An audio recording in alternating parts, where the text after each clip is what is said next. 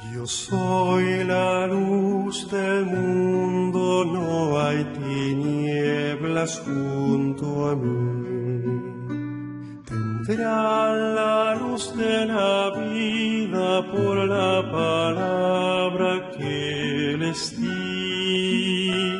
Yo soy el camino firme, yo soy la vida y la verdad.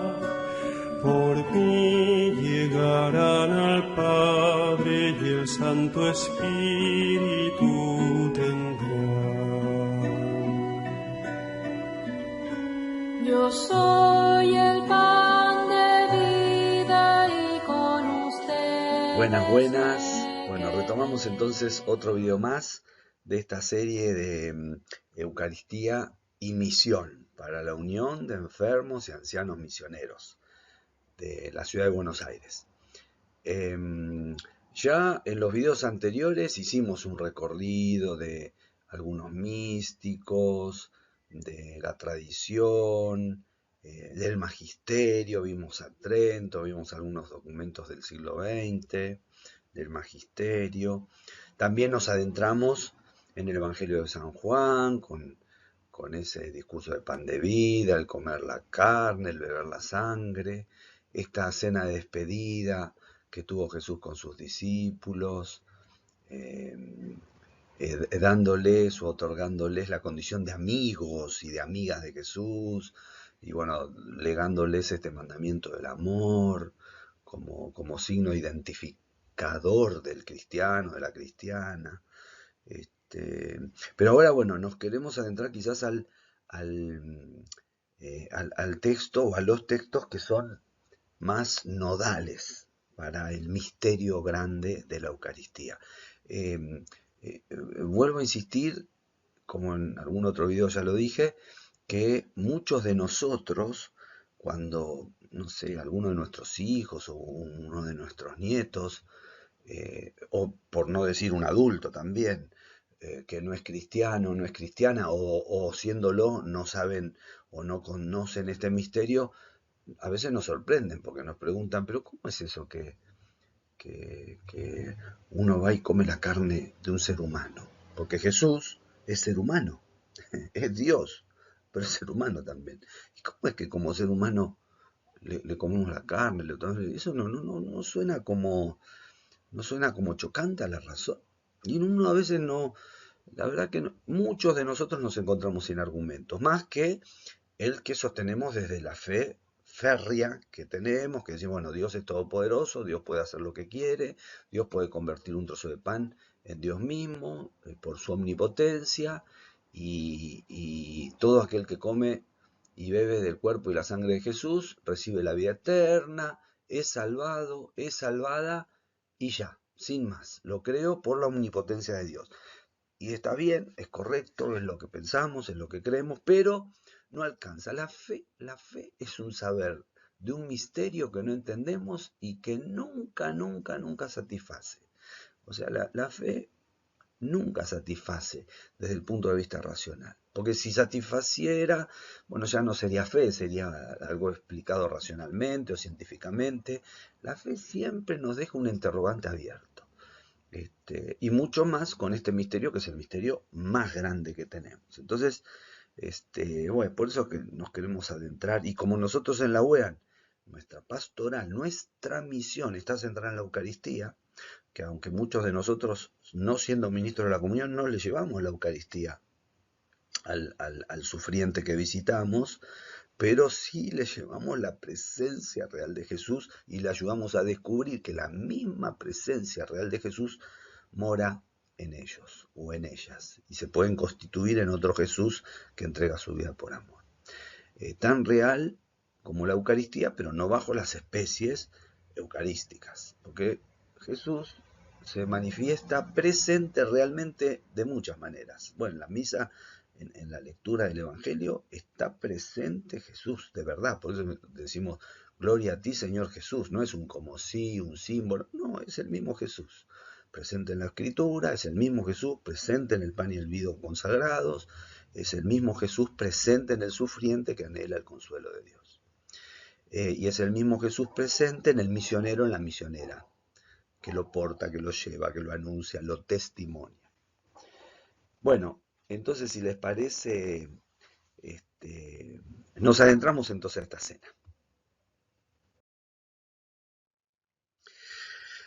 Bueno, lo primero que me parece que es necesario aclarar, que este texto o estos textos que hablan de la de esta Pascua judía celebrada entre Jesús y sus discípulos y sus discípulas, que muchas de nuestras Biblias tienen el título Institución de la Eucaristía. Van a ver, fíjense en la que tengan ustedes, en muchas aparece Institución de la Eucaristía. Ahora vamos a ver dónde están, ¿no?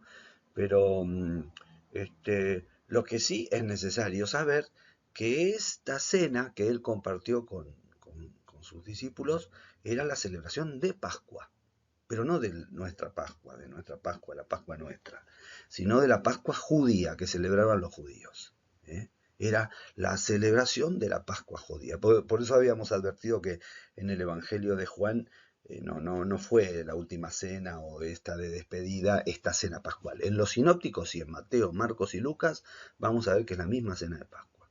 Y la Pascua judía. Entonces tenemos, pero a mí se me ocurre una imagen que es la celebración de la Pascua, pero Jesús la invirtió. Sería la cena de Pascua judía invertida. ¿Vieron como las tortas invertidas?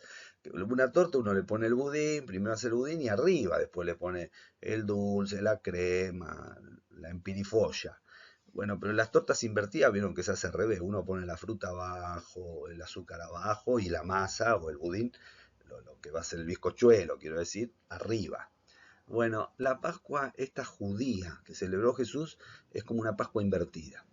Porque si nosotros recordamos cómo era la Pascua judía, ustedes se acuerdan que estaba el pueblo judío esclavizado.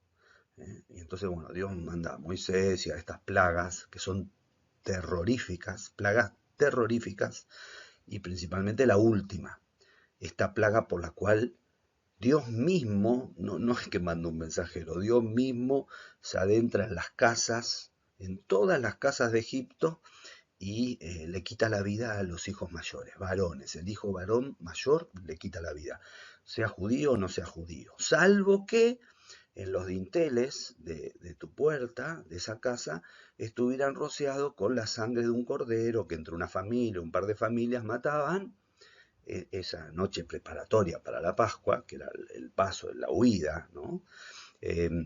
Pintaban con la sangre de un cordero al que tenían que comer, y lo tenían que comer preparados para la salida, lo tenían que comer ceñidos, con calzados, o sea, preparados como para salir.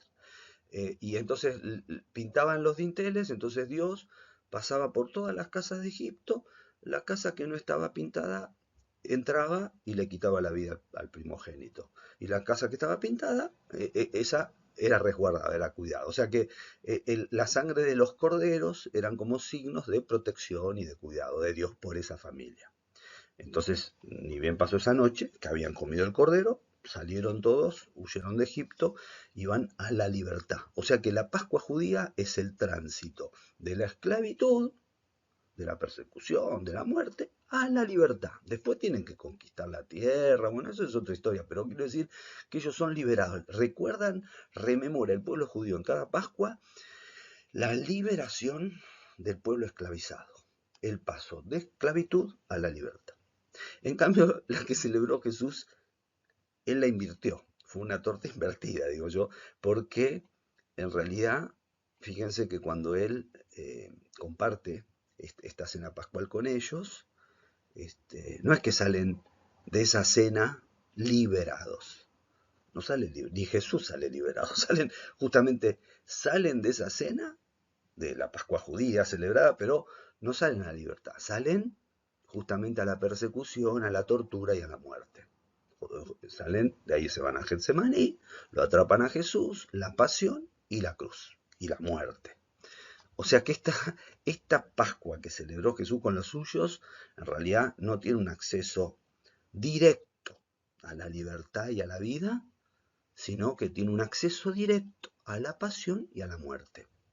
Desde luego, Después viene la resurrección y con ella la vida eterna para todos los que se adhieren a Jesús. Pero el acceso de esta liberación no es la libertad, sino la persecución y la muerte. Esto es re duro. Tenemos que, aparte lo dice Pablo, vamos a ver ahora un ratito cómo el mismo Pablo confirma esto, ¿no? Y aparte, la sangre del cordero antes eran de los pobres corderitos que mataban, que tenían que ser corderos especiales. Acá no se va a matar ningún cordero. Acá la sangre derramada va a ser la sangre de Jesús. Y qué interesante, porque la sangre de los corderitos, cuando la visibilizaba Dios, no, cuando la veía Dios, dice, no, esto los protejo, los cuido, no le mato al hijo mayor. En las casas donde no estaba esta sangre, entraba Dios y le quitaba la vida al hijo mayor. Es terrible, es un texto terrorífico, parece. Hay una biblista, una mujer que justo habla de esto, de los textos terroríficos de la Biblia. Bueno, en cambio acá miren qué interesante, cómo es esto de la sangre de Jesús. La sangre de Jesús ya no se vierte en los dinteles de las puertas, sino que se vierte en tierra maldecida. Porque el lugar donde crucifican los romanos, para los judíos es una tierra maldita. Y los que cuelgan de una cruz, para los judíos, son personas maldecidas por Dios. Esto ya desde el Deuteronomio, ¿eh? El que cuelga de un madero y muere en un madero y rocía su sangre en el piso, es maldito de Dios. O sea, Jesús ya no es que pone su sangre para resguardar y cuidar, sino que él mismo se pone en un lugar existencial donde para la fe judía recibe el calificativo de maldecidos de Dios. Eso es terrible. O sea que Jesús se expone en una situación de quedar en total abandono de Dios. Gracias a Dios, para después recrear toda la creación, la recrea Él con la resurrección en una nueva vida, ¿no? Pero este es un misterio profundísimo. La sangre del Cordero de Jesús es derramada en un suelo no santo. Es un suelo no santo. Es terrible. Y muere. Y Jesús muere. 3 días muerto. Y muerto de verdad. No fue simbólico, no fue un detrás de bambalina esperando un nuevo acto. No, fue una muerte humana atroz. Después viene la resurrección.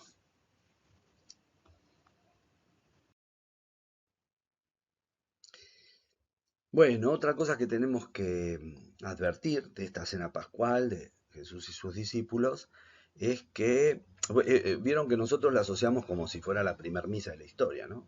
Fue la primer misa, ¿no? Y entonces uno, o al menos yo, al menos trato de compararla, digo, con las misas nuestras actuales, que desde luego la liturgia de la misa actual se nutre fundamentalmente en esta cena pascual de Jesús con los discípulos, se nutre ahí. Pero yo busco similitudes y vamos a encontrar similitudes, ¿sí? Pero grandes diferencias. Grandes diferencias. Bueno, una gran diferencia es que en esta celebración pascual no hubo sacerdotes. O sea, los sacerdotes, o el sacerdote, el sumo sacerdote, claro que celebró la Pascua, con los suyos, con su familia. Pero estas celebraciones de Pascua eran liturgias que se celebraban en cada casa, y en cada casa no había sacerdotes, nadie era sacerdote, solamente los levitas, la tribu de levitas, que no sé si habría en la época de Jesús, o el sacerdote, pero después todos los otros judíos, todo el pueblo judío que celebraba su Pascua lo hacía en sus casas y no había sacerdotes, y mucho menos la comunidad de Jesús, que por los datos que tenemos de los evangelios no había sacerdotes. Había publicanos, Mateo, recaudador de impuestos, había pescadores, pero que haya habido algún sacerdote no tenemos cuenta de ello, ¿no? Entonces, bueno, fue una cena pascual sin sacerdote al estilo nuestro, un sacerdote como el que tenemos nosotros, ¿no? O sea, fue una misa, podríamos decir, haciendo el paralelismo, eminentemente laical, porque la celebración de Pascua judía, como la celebran hoy los judíos, son celebraciones laicales. No se celebran en la sinagoga o con un anciano judío, no, se celebra cada uno en su casa, y el que preside, ¿quién preside? El jefe de familia o el padre de familia, en este caso, ¿quién preside? Jesús, que era el que tenía ascendencia sobre sus discípulos y sobre sus discípulas, ¿no? Bueno, otra diferencia es que, bueno, en nuestra misa tenemos monaguillos, lectores, que son oficios o ministerios que están normados por el derecho canónico. Hace poco Francisco hizo una modificación a un canon donde permite que tanto puedan ser acólitos mujeres o lectoras mujeres. Nosotros hace años ya asistimos a Eucaristías donde leen las mujeres o donde hay monaguillas. Pero bueno, una cosa es lo que se hace y otra cosa es lo que está normado en el derecho canónico. El derecho canónico lo tenía eso prohibido. Lo tenía prohibido hasta hace poquitito. Ahora sí puede haber acólitas mujeres y lectoras. Reciben el ministerio electorado mujeres, ¿no? Pero bueno, en esta cena pascual de Jesús, los que para nosotros serían monaguillos o monaguillas, no fueron los discípulos. Fueron las mujeres, los niños, probablemente los niños también ayudarían, y las mujeres, porque los discípulos dan la impresión, no sé si todos, pero casi todos tenían sus esposas, sus hijos, salvo Jesús, que era el único célibe, ¿no? Entonces en esta celebración pascual estaba la comunidad discipular, no estaban solo los 12 están mencionados con un lugar preponderante, pero estaban los discípulos, las discípulas. De hecho, le preguntan los discípulos, ¿dónde quieres que te preparemos el cordero de Pascua? Y fueron los discípulos, dice el texto. Así que bueno, eso para saber. Bueno, otra pregunta que me hago es, en nuestras misas siempre está la Virgen María, en todas las misas está. Me pregunto, ¿se habrá estado la Virgen María?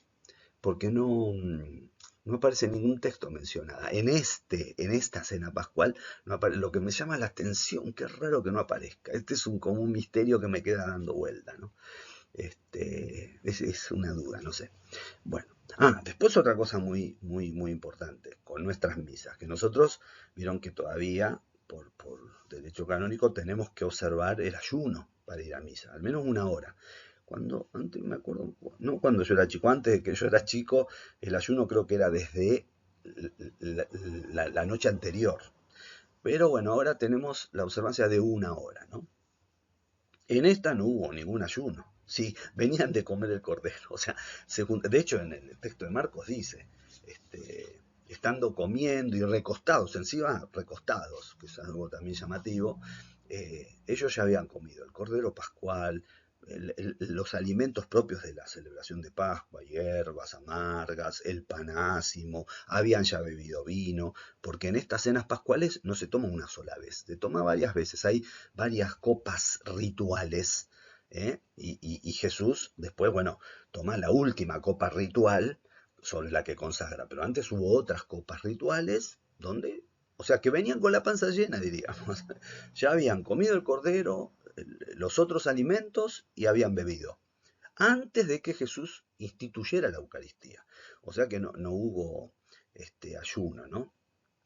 Y le da una preponderancia, no al cordero, porque no aparece eso en los textos, que si bien sí es cierto que los discípulos dicen, ¿dónde vamos a prepararte el cordero pascual? Él en este texto de la institución de la Eucaristía, el centro de este texto no es el cordero, que era el centro quizás litúrgico de esta liturgia laical judía, sino que el centro fue el pan y el vino, en un trocito de pan al final de la cena, como si fuera un postre, y la última copa que es agradecida y bendecida, sobre la cual él convierte ese vino en su sangre. Bueno, y otra cosa muy distintiva con nuestras misas, que nosotros cada vez que vamos a la misa y queremos comulgar, tenemos una preparación previa. De hecho, la Iglesia sugiere que vayamos confesados. No es que te tenés que confesar antes de comulgar, pero al menos sí, no tenés que tener pecado grave o mortal. Pecados leves puede ser. Este es el Cordero de Dios que quita el pecado del mundo.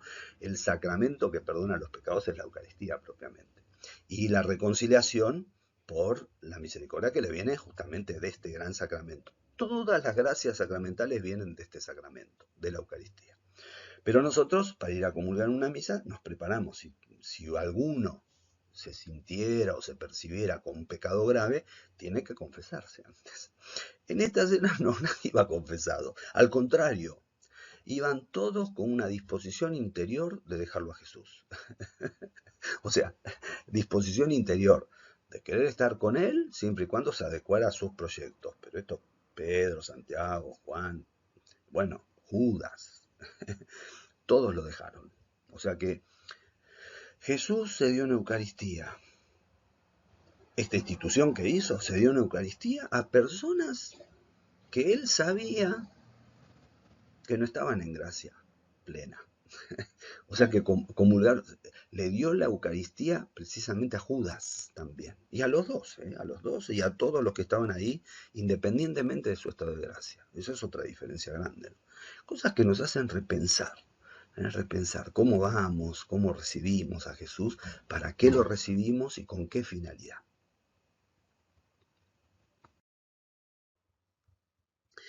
Bueno, y con respecto a esta mención que yo hacía de la torta invertida, es muy interesante también advertir que nosotros, bueno, cuando terminamos nuestras misas decimos, bueno, vayamos en paz, demos gracias a Dios, ¿no?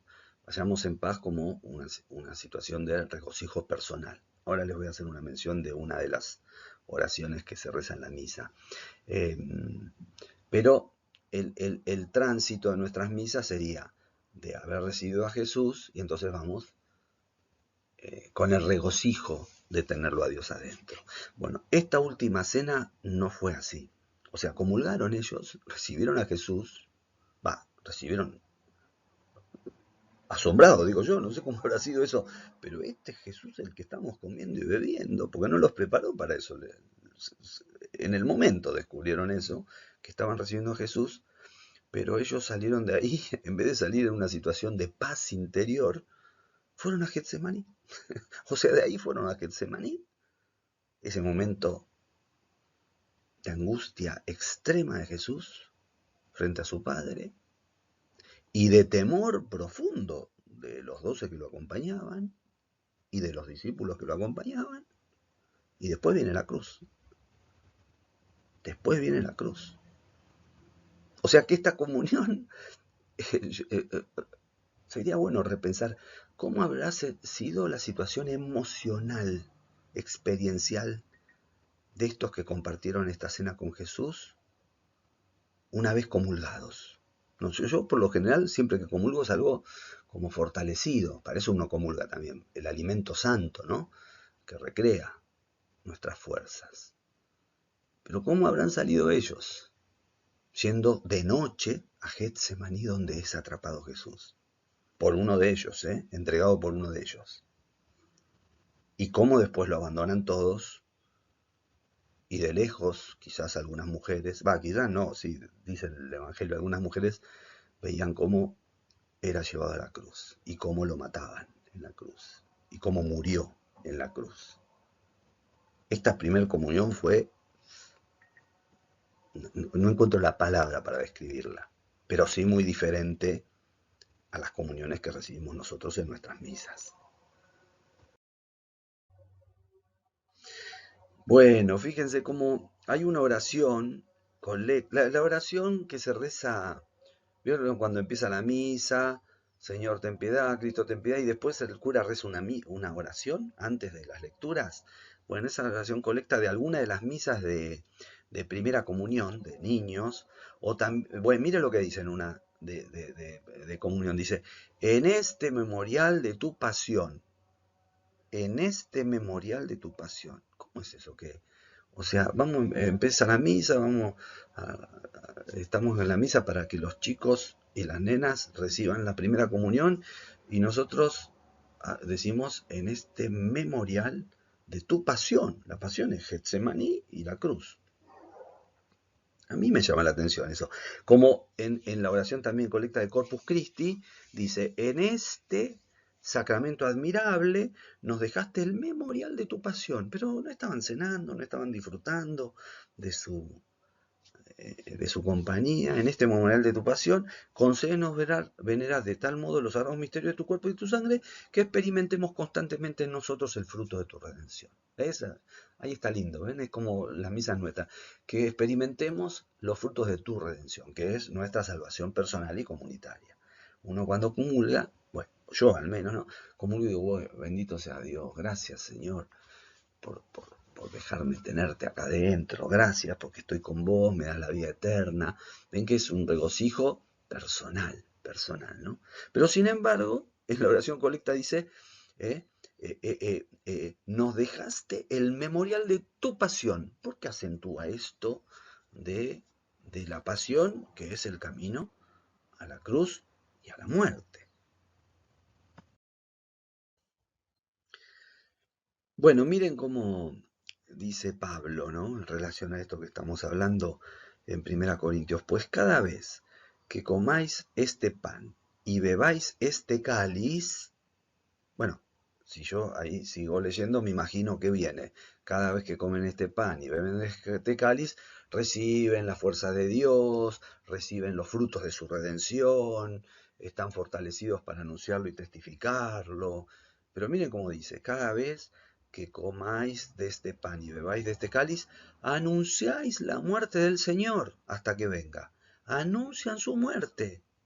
Esto a mí o sea, me genera cierta contradicción. ¿Cómo es que yo voy a misa? Comulgo a Jesús y cada vez que comulgo a Jesús anuncio su muerte. Pero si ya murió, murió hace 2000 años. ¿Por qué decimos? Vieron que en la misa decimos, anunciamos tu muerte, Señor, proclamamos tu resurrección, ven, Señor Jesús. Pero esta expresión, la primera, es de Pablo, anunciamos tu muerte. Pero acá va el cura de consagrar el cuerpo y el cuerpo de Jesús, la sangre de Jesús. Acá va a estar presente Jesús acá eucarístico, y lo que nosotros le decimos es, anunciamos tu muerte. ¿Cómo es esto? Si ya se murió, hace 2000 años murió, Jesús resucitó. Si ya resucitó, ya está. La resurrección vence a la muerte. No, o muere en cada Eucaristía. Puede ser que en cada Eucaristía nosotros decimos, anunciamos tu muerte, Señor. O sea, ¿vuelve a morir Jesús en cada Eucaristía? Esto me genera una duda. Dice, mire cómo dice Pablo, anunciamos la muerte del Señor hasta que venga. Por tanto, quien coma el pan o beba el cáliz del Señor indignamente, a la pipeta, dice, será reo del cuerpo y de la sangre del Señor. Bueno, esto lo vamos a dejar para después porque es difícil poder encontrarle un sentido, ¿no? Quien coma el pan y beba el cáliz del Señor indignamente, y esto no se está refiriendo a recibirlo con un pecado mortal, no sé, ¿a qué se está refiriendo? Quien coma, o sea, este pan y beba este cáliz indignamente, será reo, pero no reo de un castigo, o una sanción canónica, o un, no sé. Dice, no, reo del cuerpo del Señor.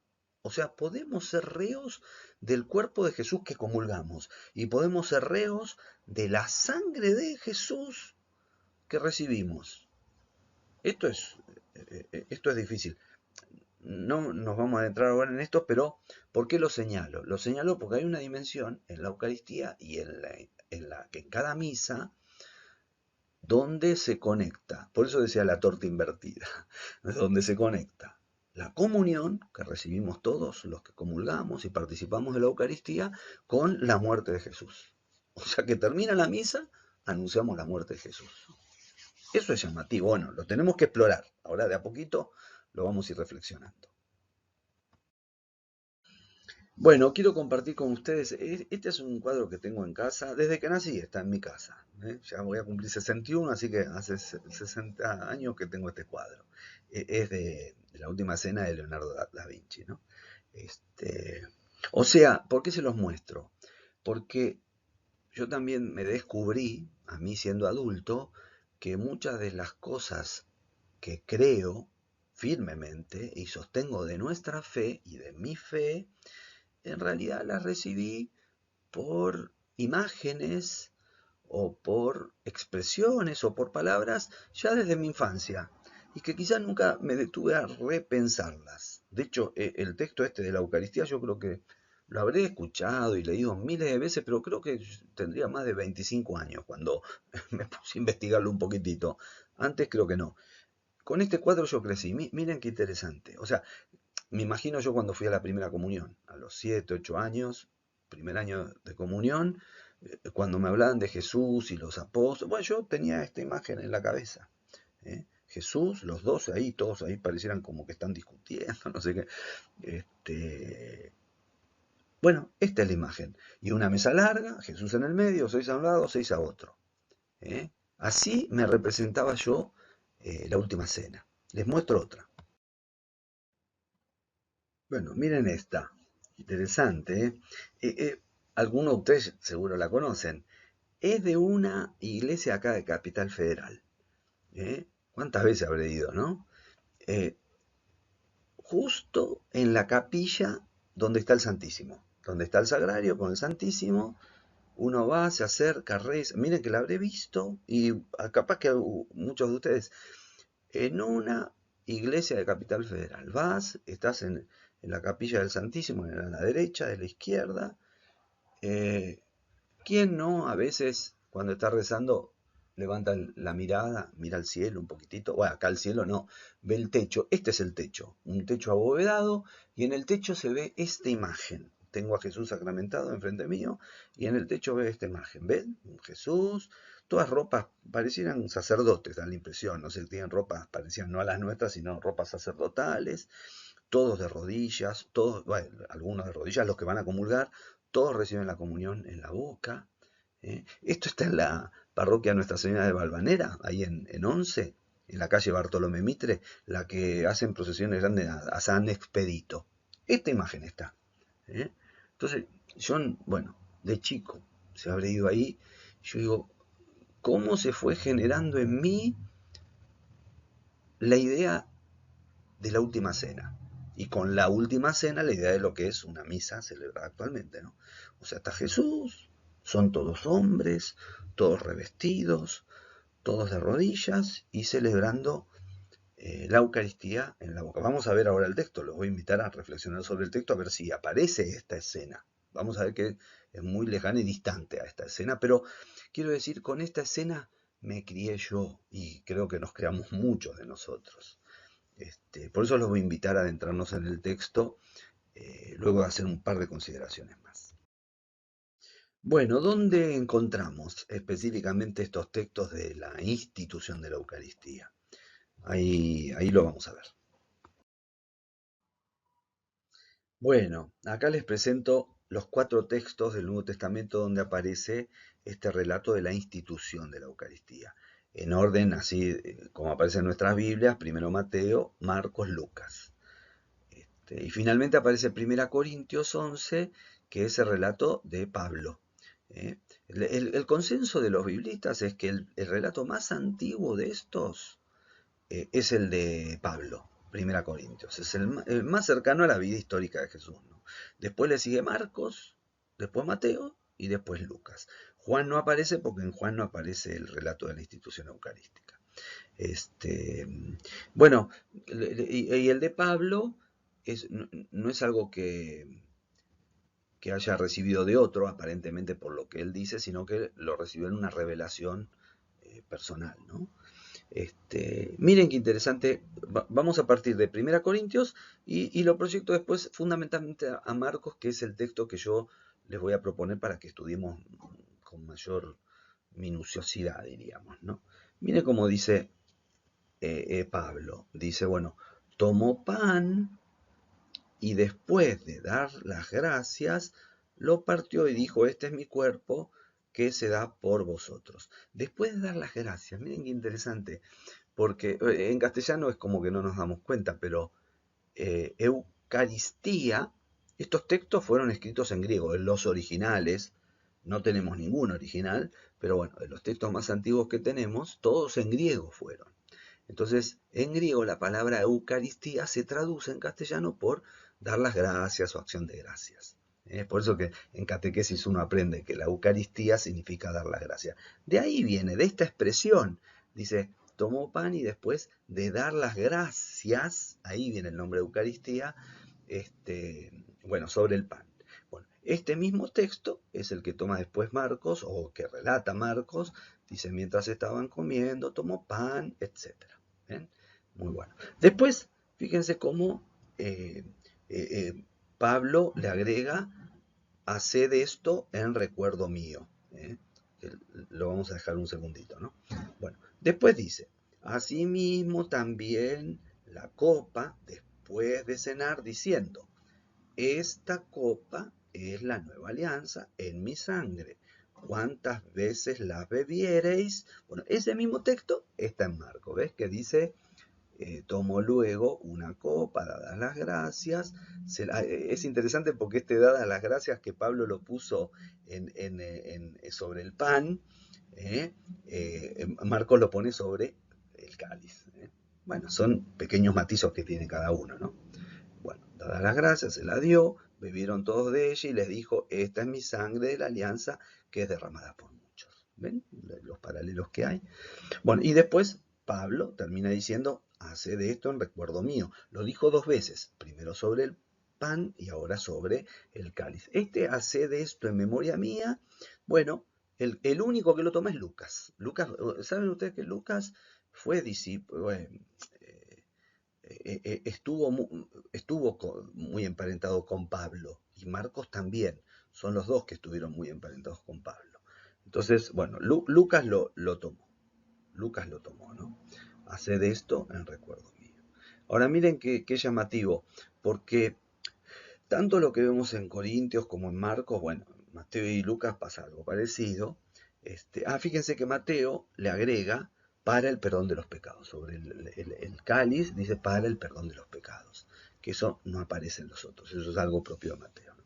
Bueno, pero fíjense que todos estos gestos, estas acciones, estas palabras, uno puede condensarlas con palabras y signos y gestos que en las liturgias actuales, en las celebraciones de la iglesia actual, no son otra cosa más que los sacramentos. Nosotros cuando hablamos de los sacramentos, y el sacramento de los sacramentos, el fundante de todos, que es la Eucaristía, es el preponderante, el sustancial, el más importante, los sacramentos son justamente signos, palabras eficaces de la gracia. O sea que acá tenemos condensado en estos textos el gran sacramento de la Eucaristía.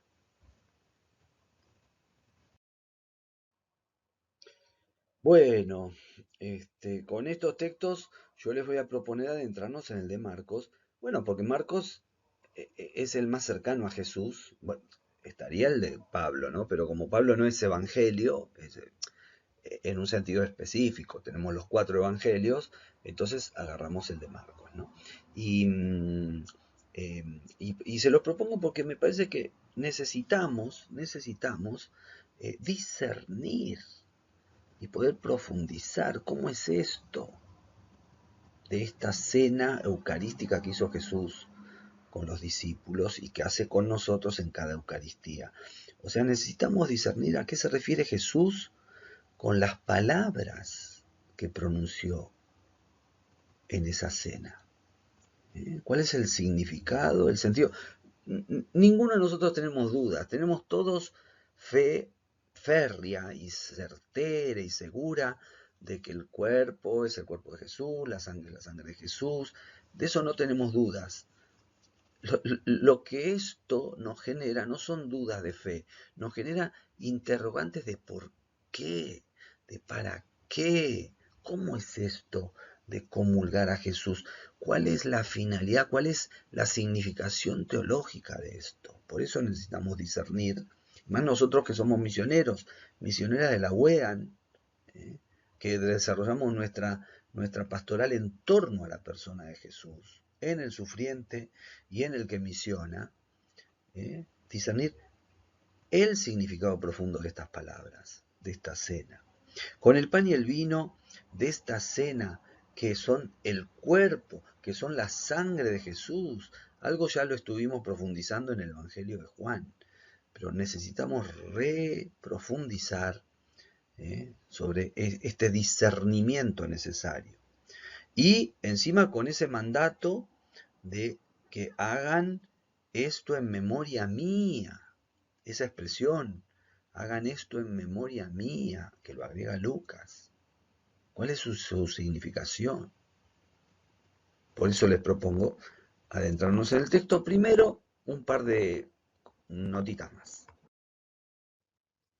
Bueno, les quería comentar un par de cositas más porque a veces uno dice, bueno, pero ¿de dónde sale lo que vos crees? Bueno, lo recibimos de los que nos instruyeron, de nuestros padres, catequistas, sacerdotes.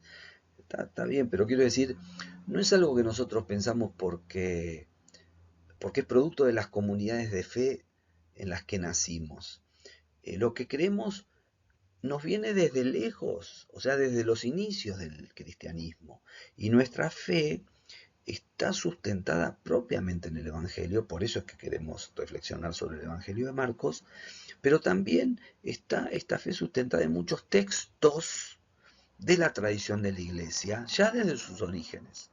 Hay miles, pero yo les voy a proponer uno para vibrar con ese texto. Bueno, miren este texto que es de San Justino, mártir de Roma. Miren el texto que escribió. Y cuando el presidente, está hablando de las celebraciones eucarísticas, ¿no?, que hacían en su época en Roma. Cuando el presidente ha dado gracias y todo el pueblo ha hecho la aclamación, los que llamamos ministros o diáconos dan a cada uno de los asistentes algo de pan y del vino y agua sobre el que se ha dicho la acción de gracias, y lo llevan asimismo a los ausentes.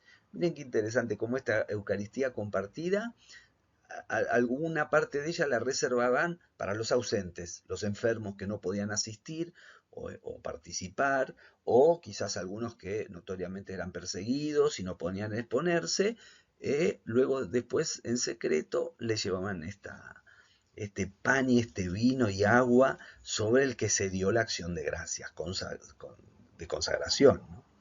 Esta comida se llama entre nosotros Eucaristía, acción de gracias. Y a nadie le es lícito participar de ella si no cree ser verdaderas nuestras enseñanzas y se ha lavado en el baño del perdón de los pecados.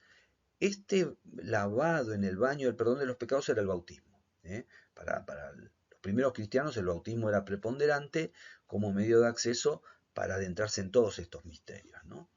El perdón de los pecados y de la regeneración, viviendo de acuerdo con lo que Cristo nos enseñó. Porque esto no lo tomamos como pan común, porque vieron que dice pan y vino y agua, dice, pero no lo tomamos como pan común ni como bebida ordinaria, sino que así como nuestro Salvador Jesucristo, encarnado por virtud del Verbo de Dios, tuvo carne y sangre por nuestra salvación, así se nos ha enseñado que en virtud de la oración del Verbo que de Dios procede, el alimento sobre el que fue dicha la acción de gracias, del que se nutre nuestra sangre y nuestra carne al asimilarlo, el alimento sobre el que fue dicha la acción de gracias, Eucaristía, del que se nutre nuestra propia sangre y nuestra propia carne al asimilarlo, es el cuerpo y la sangre de aquel Jesús encarnado. ¿Ven cómo San Justino lo deja bien clarito? Sí, está bien, comemos pan, comemos vino con agua,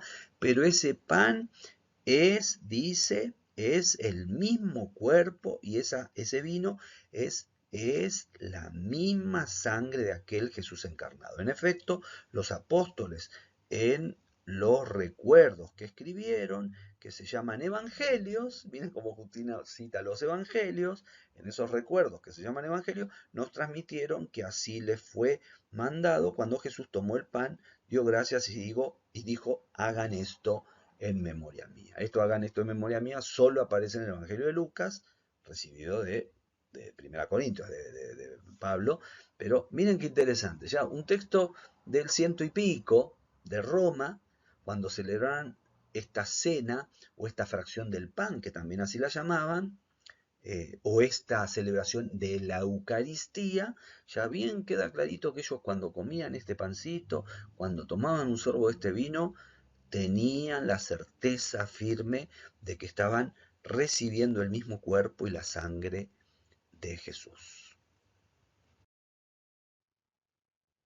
Bueno, entonces en base a lo que habíamos dicho hace un ratito de las palabras, los gestos, las acciones de Jesús, que constituyen lo que hoy llamamos sacramentos, es muy importante considerar que en la celebración de cada sacramento tiene mucha relevancia. Bueno, aparte de la disposición de quien lo recibe, no es lo mismo recibirlo con ganas, sin ganas, queriendo, no queriendo. eh, También es de mucha relevancia las condiciones de quien lo administra, el que lo preside, el sacerdote o el laico o la laica que bautizan o quien fuera, o el diácono. Eh, es muy relevante, aparte de esto, considerar el sentido de las palabras que se dicen en cada sacramento. Tiene una significación teológica profunda. Queremos nosotros investigar las palabras en este Evangelio de la institución en Marcos. Y también es muy relevante observar las acciones que se realizan. De hecho, en el ritual de los sacramentos están bien pautadas cuáles son las palabras, cuáles son las acciones, los gestos que se deben realizar para que el sacramento sea válido. Y también los objetos que se utilizan. No es lo mismo en la Eucaristía. Bueno, uno podría preguntarse, da lo mismo si es vino blanco, si es vino tinto, si es Coca-Cola, no sé, una tontera, ¿no? Pero quiero decir, es muy importante observar cuáles son las palabras, observar cuáles son las acciones, observar cuáles son los objetos que se utilizan, para encontrarle un sentido que sea correspondiente al sentido real que le dan los evangelios. Bueno, les propongo recordar o releer lo que nos dice el Catecismo de la Iglesia Católica, específicamente respecto a, a los sacramentos. Miren cómo dice, porque cada sacramento es un signo eficaz de la gracia. Un signo es algo que es visible, se observa y se realiza. Es un signo eficaz de la gracia.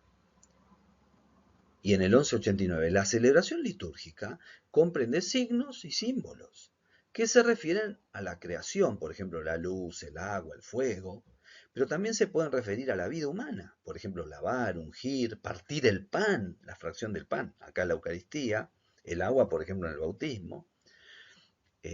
O también se pueden referir estos signos y símbolos a la historia de la salvación, por ejemplo, en los ritos de Pascua, que son los que se rememoran en cada misa, ¿no? Insertos en el mundo de la fe, o sea, esto es muy importante, miren, lo dice el catecismo, insertos en el mundo de la fe, porque fuera de la fe esto es como que no tiene significación o no se le encuentra sentido. Alguien que no tiene fe va a una misa con nosotros y cuando ve que el cura agarra la hostia y todo el mundo se arrodilla y reverencia, el que no tiene fe no ve más que un trozo de hostia en la mano de un hombre, no ve el cuerpo de Jesús.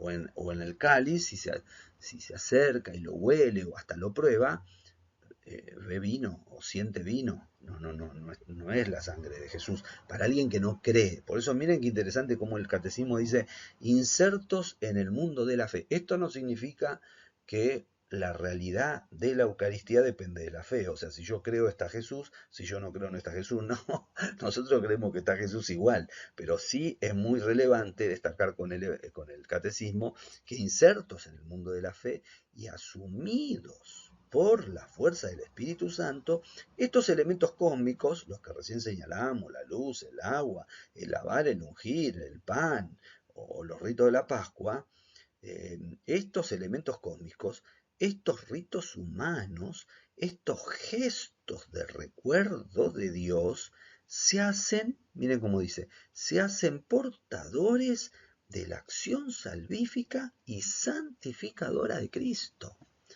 O sea que cada uno de los gestos, cada una de las palabras, cada una de las acciones de los sacramentos son portadores de la acción salvadora y santificadora de Jesús.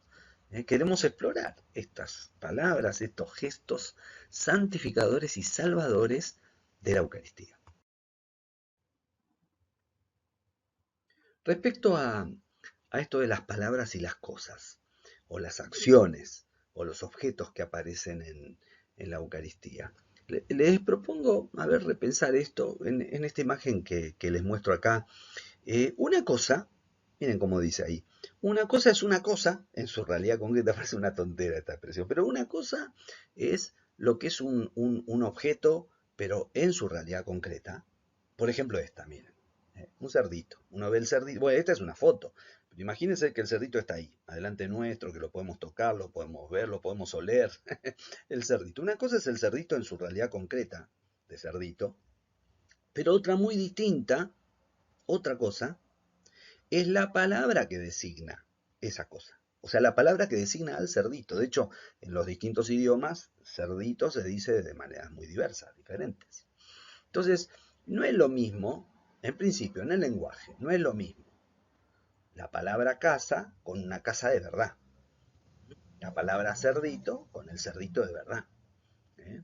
Entonces, una cosa es el cerdito, es el que se ve ahí, y otra cosa es la palabra cerdo en castellano.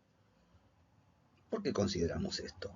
Y porque en los sacramentos se utilizan palabras.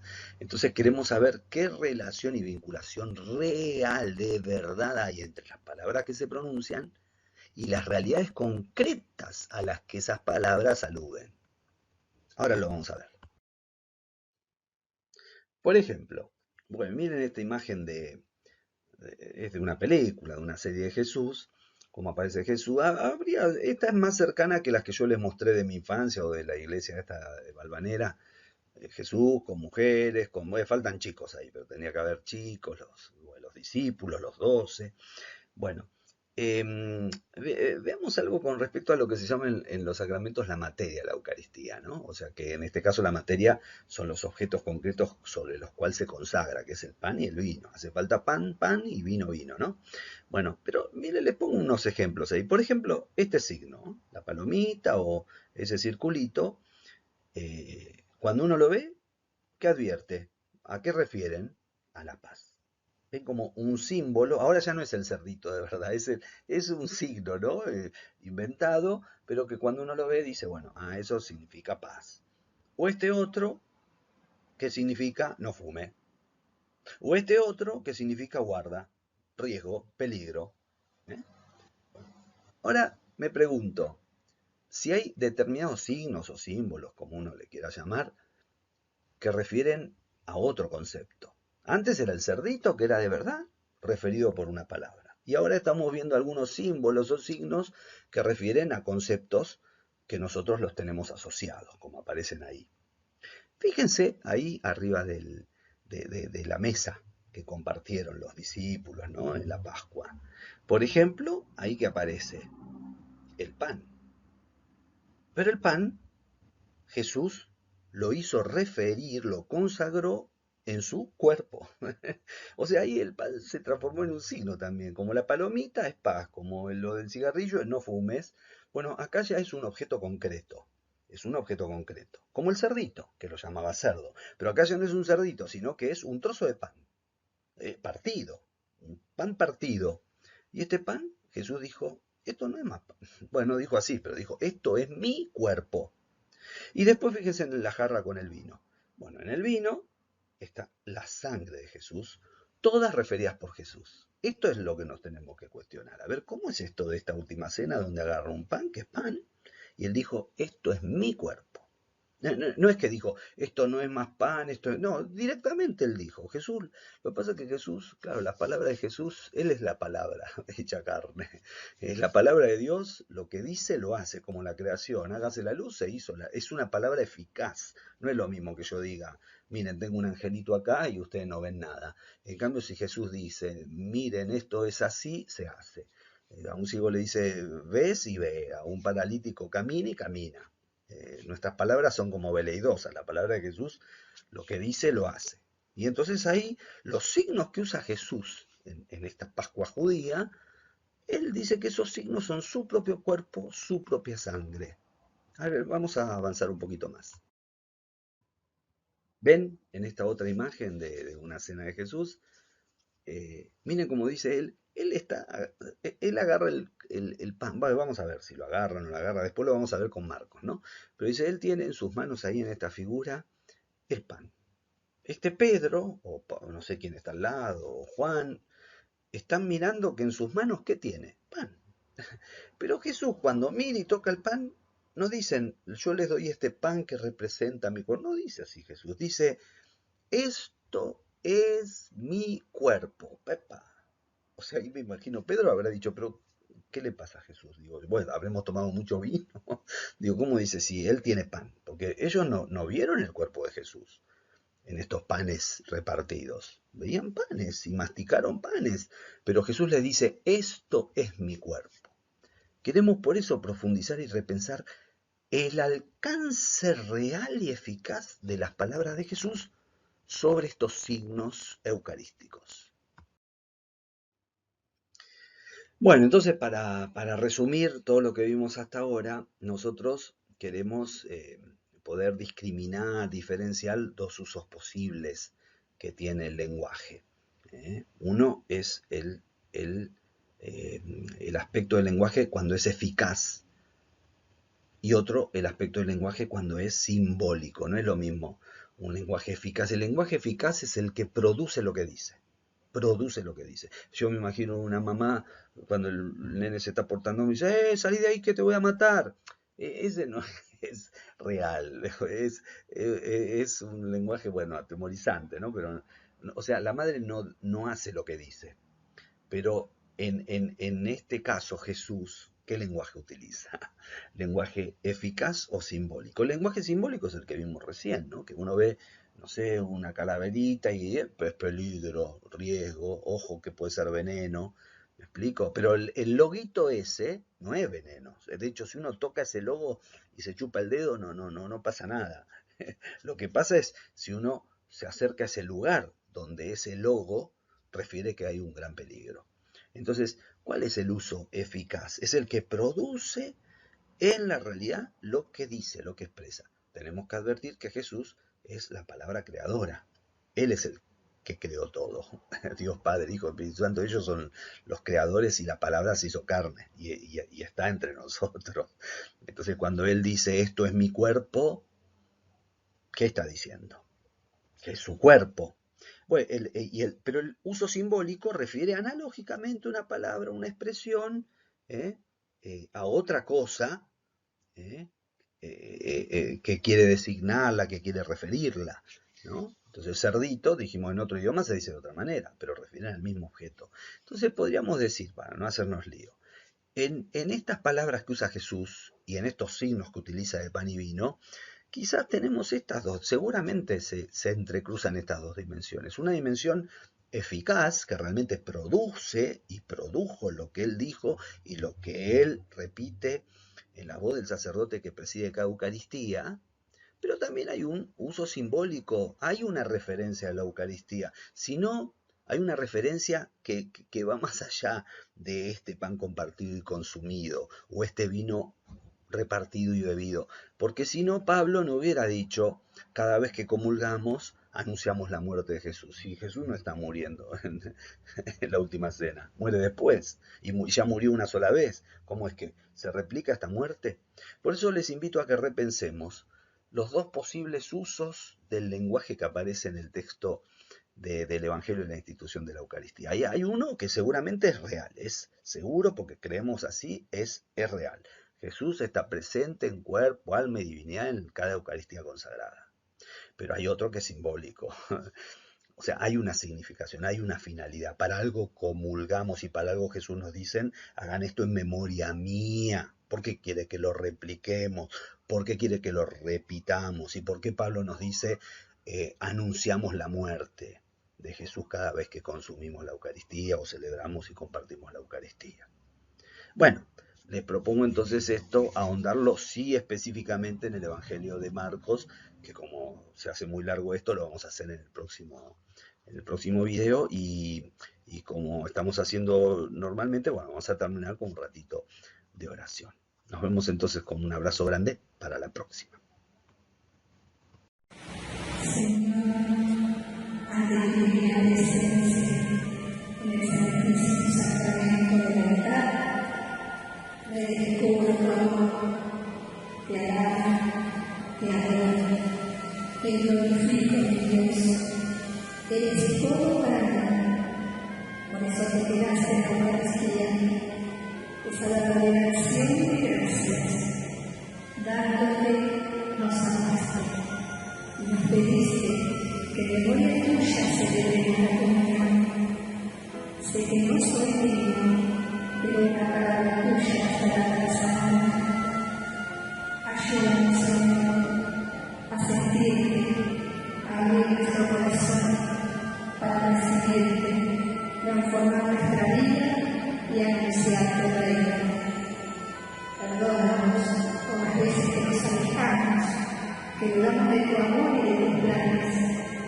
Queremos unir nuestros sufrimientos y alegrías para ofrecernos en la Eucaristía.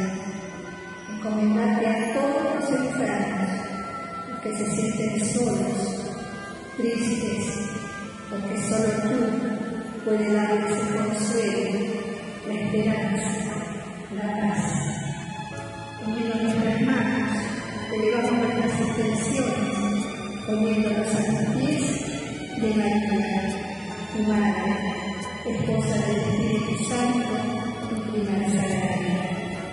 A ti te rezamos, Dios te salve, Reina y Madre de misericordia, vida, dulzura y esperanza nuestra.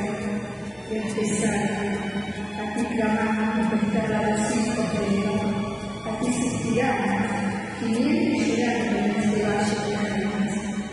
Ea pues, Señora, abogada nuestra, vuelve a nosotros estos tus ojos misericordiosos, y después de este destierro, muéstranos a Jesús, fruto bendito de tu vientre, oh clementísima, oh piadosa, oh dulce Virgen María, ruega por nosotros, Santa Madre de Dios, para que seamos dignos de alcanzar las promesas y gracias de nuestro Señor Jesucristo. Quiero un solo rebaño, soy para todos dar.